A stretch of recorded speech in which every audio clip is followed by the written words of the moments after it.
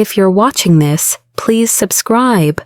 My name is Joy, and I used to think poverty was a curse I could lie my way out of. I wasn't born with a silver spoon, but I hated the way it felt to be ordinary. I didn't want people to know the real me, the Joy who had to wait until end of the month food donations, or beg her mother for data. I didn't want anyone to hear how my family owed 3 months' rent in that one-room apartment in the back of Ajegunle. I wanted to be known for soft life, even if it meant pretending. My friends didn't help the situation. There was Taif, daughter of a politician, who changed wigs the way I changed buckets at home. Amaka had a sugar daddy who funded her lifestyle and never stopped talking about her spa appointments, lace wigs, and how broke girls disgusted her. I wasn't like them, but I wanted to sit at their table, so I forced myself to look the part. I started borrowing things just to blend in. Taif would drop her old designer bag. I'd innocently pick it up the next day. Amaka's makeup kit, I'd use it when she wasn't around. I began borrowing dresses, lying that mine were at the dry cleaner. I smiled for Instagram photos with a stomach that hadn't seen a full meal in days. But they couldn't know that. Nobody could. I was trying, but life was trying harder. The more I stayed around them, the more my reality began to suffocate me. They talked about shopping in Lekki while I was dodging my landlord in Mushin. They posted gym selfies while I used water fetched from a well to bathe. I hated it. And instead of facing my reality, I started to resent poor people because they reminded me of who I really was. I started thinking if I just had money, just once, I would never be poor again.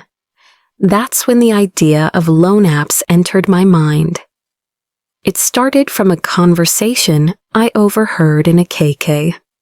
2 boys were laughing about how easy it was to borrow 50,000 naira without collateral. One of them said, "Just say it's for medical bills." "Dem, go drop the money sharp sharp." My heart beat fast. Was it really that easy? That night, I went home and downloaded the first loan app I saw. The application asked, "What do you need the money for?" I typed, "Hospital bill, mother is sick." My mother was fine, but that lie got me 5 million naira in less than 15 minutes. I stared at my phone like I had won the lottery. For the first time in my life, I wasn't waiting for anyone. I was the main character. And in that moment, something inside me changed. I didn't think about planning. I didn't think about repayment. I only thought, what will I buy first? I had finally joined the rich club, at least on the surface. The next few days were a blur. I bought a brand new phone. Not iPhone 14, but a clean iPhone XR that still got me stares. I changed my clothes, threw out anything that looked like poverty. I moved into a mini flat and paid 6 months up front. I ordered food, drinks, perfumes I couldn't pronounce, and makeup palettes I never used. I started posting on Snapchat, Twitter, and WhatsApp like I was born into money. People who once ignored me started replying to my statuses with fire emojis. I had arrived. But as my life changed on the outside, something inside me got worse. I started to look down on people, not openly, but I rolled my eyes when I saw someone trek under the sun. I smirked at a girl washing clothes with bare hands. I even once hissed and called someone smelly under my breath, just because they reminded me of who I used to be.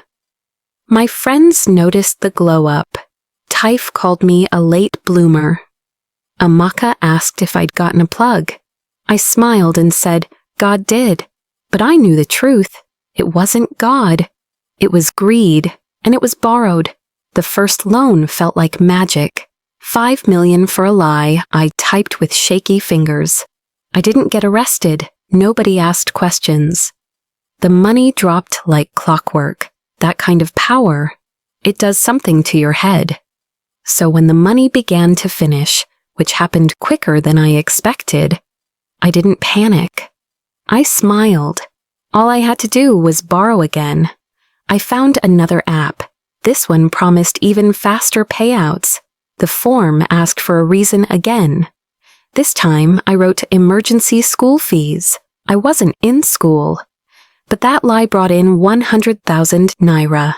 And just like that, I had new fuel for the lie I now lived. This second round of money was where I unleashed my true self. I upgraded my apartment, paid for one with painted walls, AC, and a mirror that made me look like I belonged in Banana Island. I bought clothes in bulk, designer knockoffs that only needed good lighting to pass for real.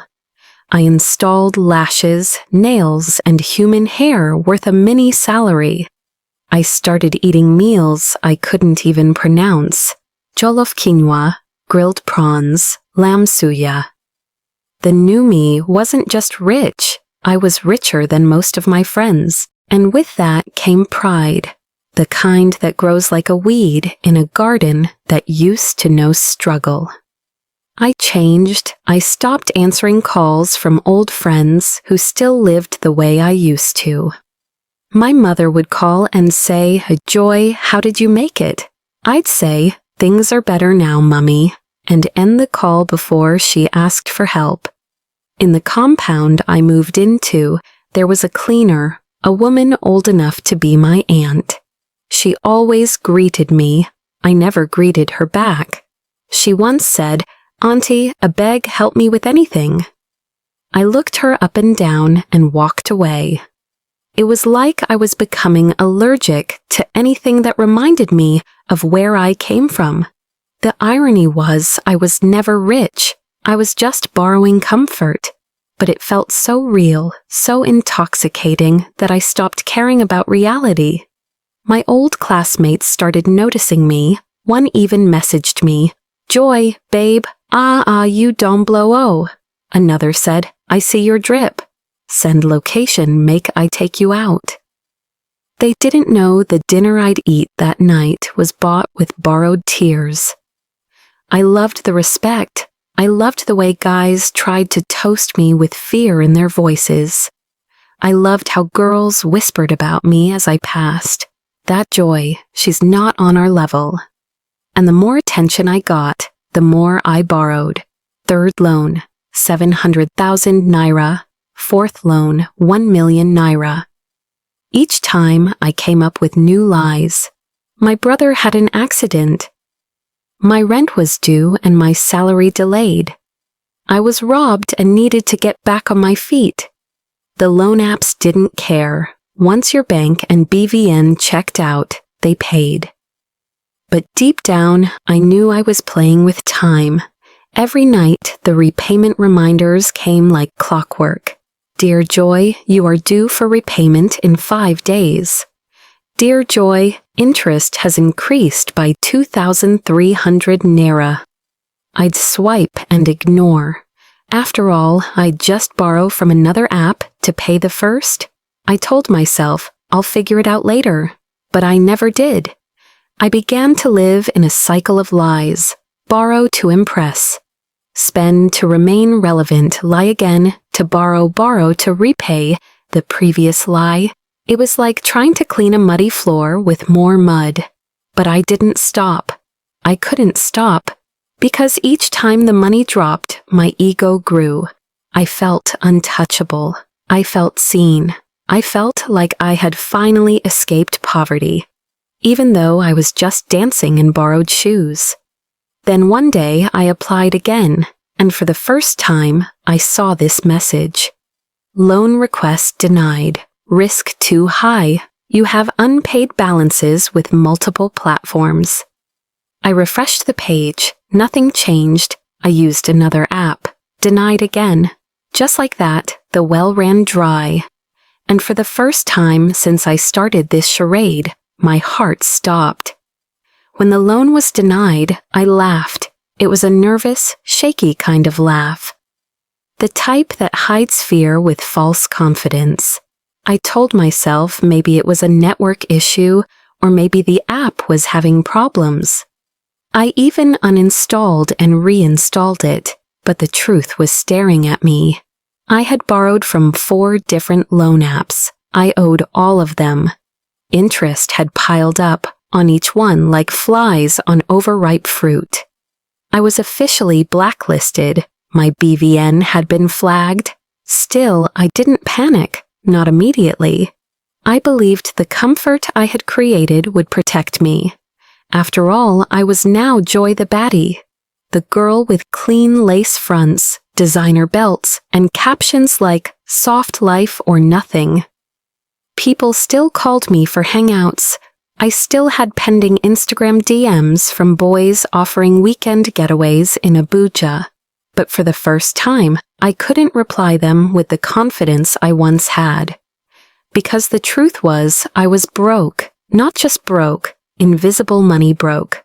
I had no savings, no investments, no side hustle. Every single thing I had, my apartment, my phone, my fame, was standing on a lie. The next week, reality started to show its teeth. My landlord's agent came around. "Madame, your rent don't expire," he said. I smiled. "No wahala, I go renew next week." He nodded, but I saw the doubt in his eyes. He wasn't buying it. That night, I ate bread and Coke, a cheap meal I hadn't touched in months. I cried after, not because of the food, but because I had once mocked people for eating it. Now I couldn't even afford it without checking my balance first. The real slap came 3 days later. I woke up to dozens of missed calls. People were tagging me online. I opened my WhatsApp and saw messages like, "Joy, is this true? Omo they done post you-o. Ah, this life no balance." I rushed to Twitter, then Facebook, then TikTok. There it was.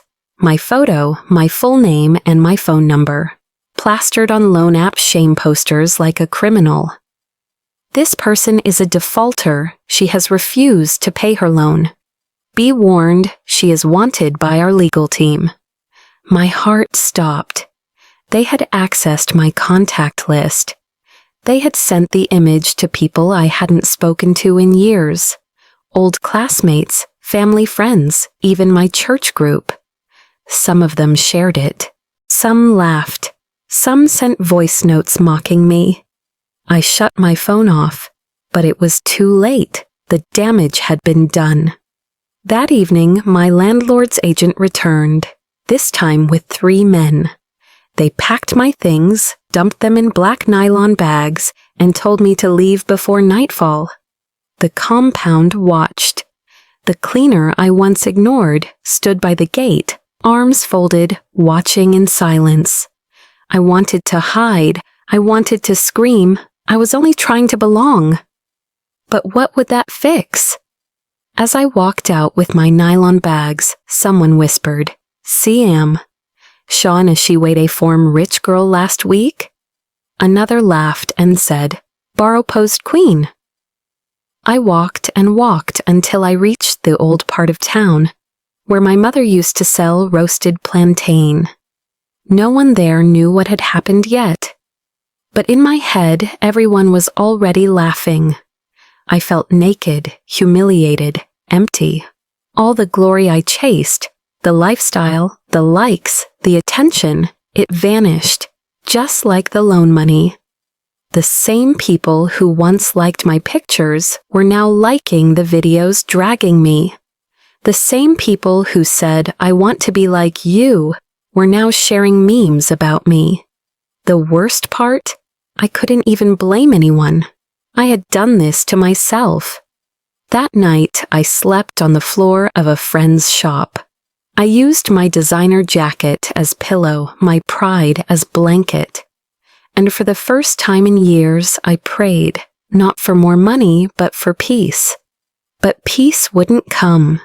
Not when the whole world now knew that the queen they admired was just a broke borrower in disguise. I thought it couldn't get worse after being kicked out of the apartment and shamed online. But I was wrong, so wrong. The exposure didn't stop with WhatsApp and TikTok. The loan agents printed posters, actual paper posters, with my name, my photo, and my phone number. They plastered them on walls in busy junctions, barbershops, salons, even on the fence of the school I once attended. Someone took a picture and sent it to me. "Joy," the message read, "is this how far you've fallen?" I couldn't reply. A people I once looked down on were now the ones seeing me for what I truly was. I walked into a supermarket once, hoping to grab something cheap and leave quickly. As I entered, the girl behind the counter whispered to her colleague, "That's the girl from the loan poster." I turned back immediately. Shame followed me like a shadow. Then came the calls from strangers, people I didn't know, laughing or mocking. One man called and said, "So you fine like this and still they borrow money? Ashawo." Another woman sent a message, "If you knew you no get money, why you dey use iPhone?" Some just laughed and dropped the call. The people I once considered friends disappeared like vapor. Taif didn't return my calls. Amaka blocked me on WhatsApp. The same girls who used to tag me in party photos now pretended I never existed. It was like my presence had been wiped off the surface of their lives because I had nothing left to offer. No more aesthetics, no more money, no more fame, just shame.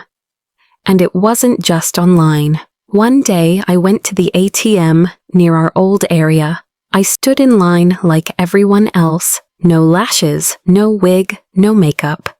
A woman behind me tapped my shoulder. "Aren't you that Joy from Instagram?" I nodded weakly. She shook her head. "So all that lifestyle was just loan money? Wow, you see why poor people should stay humble." Her words stung, but she wasn't lying. I used to insult people in my heart. Poor people. Women who tied wrappers to the market. Boys who wore off-color jeans. I used to scrunch my nose when they passed by. I'd think, can't they just try harder? Now I was the one getting that same disgusted look. It was like karma had come dressed in the same wrapper and torn slippers I used to mock. The truth was everywhere. People now understood that I didn't blow, I borrowed. That I didn't succeed, I faked. That I wasn't proud, I was blind. Everywhere I turned, I was a walking joke. Then came the worst blow of all. I got a message from one of the loan apps, a voice note this time, not even a text. "Joy," the woman's voice said, "you are a disgrace. You borrow money to do nonsense. Your type no day change. We go show you Shega if you no pay that money. This is your last warning." I listened to the message 5 times, then I cried. Not because of what she said, but because I believed her. I was a disgrace. I started walking the streets with a scarf over my head, avoiding places I used to hang out. The clothes I once wore were now too loud for my new reality. I found myself standing in front of my mother's old firewood spot, looking at the ashes. She was gone. I had lied to her too, told her I was living large, that I didn't need help anymore. She had asked me once, "Joy, who taught you that pride is better than peace?" I didn't answer then, but now I knew the answer. I wanted to disappear. The people I mocked had risen above me. Some of them even ignored me, not out of kindness, but because I was no longer worth their energy. They had once been my jokes, now I was their warning. One day I sat on the floor of a small room someone lent me. Just four walls, no fan, no comfort. I picked up my phone, opened the camera, hit record. I stared at the screen and began to talk. The room was quiet. My face stared back at me through the phone screen. I looked nothing like the girl I once was, or thought I was. No wig, no makeup, just a hollow, tired face, and shame in my eyes that I could no longer hide. I pressed record. My name is Joy. If you're watching this, it means I probably couldn't take it anymore.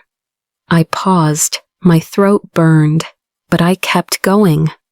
I started lying to fit into a world I didn't belong to. I made friends with people I admired, not knowing I was turning myself into a slave to their standards. I wanted to look rich, sound rich, post like I was born with it. A deep sigh escaped my mouth. So I borrowed money and lied. First, I said it was for hospital bills, then school fees. I kept lying. I got away with it, and it became like a drug. The money dropped and I transformed. iPhone, clothes, apartment, expensive food. I built a life on borrowed money, thinking it would last. My voice cracked. I didn't invest a single naira. I didn't save. I didn't help anyone. I didn't grow. All I did was flex. And in the process, I insulted those who were just like me, maybe even better than me, because at least they were honest. I wiped a tear with the back of my hand. I once told someone they looked like they smelled, just because they wore slippers. Now I wear slippers. And worse, my name is on walls. My shame is everywhere. Even people I never met now gossip about me. I looked down at the floor, then back at the camera. Don't envy people online. Don't borrow to impress. Don't use money you don't have to prove points nobody cares about. If you must borrow, let it be for a reason that will grow you, not just cover you in fake glory. I'm speaking now because I don't think I can speak again. Another long pause, then I said the last line. Don't be like me. I ended the video. I left the phone where someone could find it. Then I walked out. I won't describe what happened next. It's not the part that matters most. What matters is that my story got out. The video spread. People watched and cried. Some reposted it with captions like, "This broke me." Others mocked, but many listened. A few weeks later, a girl I used to mock, Chidinma from my street, opened a small thrift store. She posted the video on her page and wrote, "I used to wish I was Joy. Now I'm just grateful I didn't become her." Another person commented, "Let this be a lesson. Borrow for business, not for image." People began to discuss things they never had courage to talk about. How social pressure forces young people to fake success. How loan apps are destroying lives quietly. How poverty and pride are a dangerous mix. Joy, the name they once laughed at, became a warning, a conversation, a mirror. I didn't die as a villain. I died as a wake-up call. Lessons from Joy's story. Borrowing without a plan is destruction in disguise. Living to impress others is not worth dying over. Respect the poor. Your position can change in one mistake. If you must borrow, let the money work for you, not just wear you.